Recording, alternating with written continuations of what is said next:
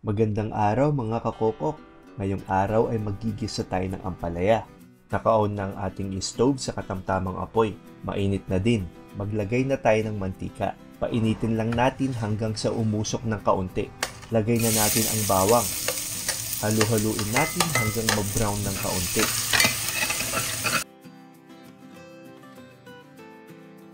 Ilagay na natin ang sibuyas. Wala akong pulang sibuyas, kaya itong puti na lang ang ilalagay natin.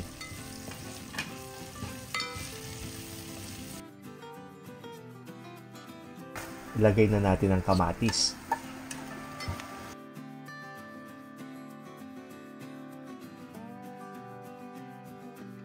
Takpan natin para madaling lumambot. Halu-haluin din natin paminsan-minsan para di masunog.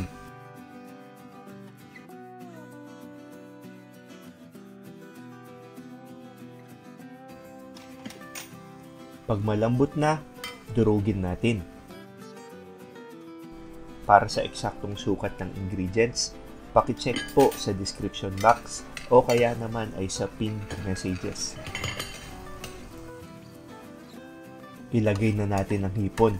Binalatan ko na at hiniwa-hiwa dahil medyo malalaki. Maglalagay tayo ng patis. Kaunting paminta,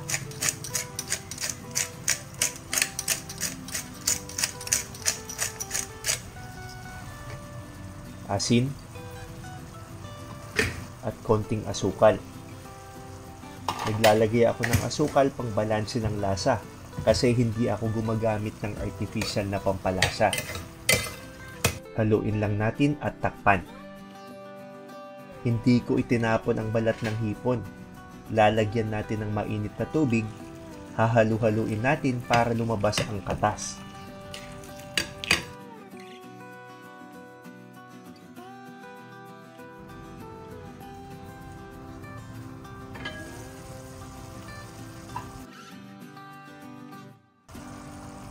Ihalo na natin ang katas ng hipon dito sa ating ginigisa.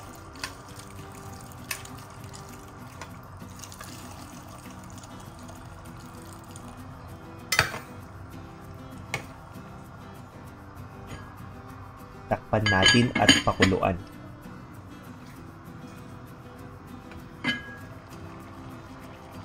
Ilagay na natin ang ampalaya.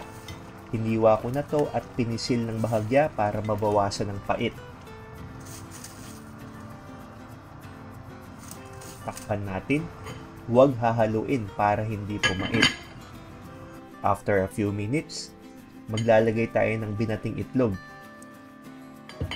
Siya nga pala guys, kung trip nyo ang travel, food trips at mga reviews, check nyo rin ang bagong YouTube channel ng friend natin, ang Abby Unfiltered TV. Takpan lang ulit natin ng 1 minuto.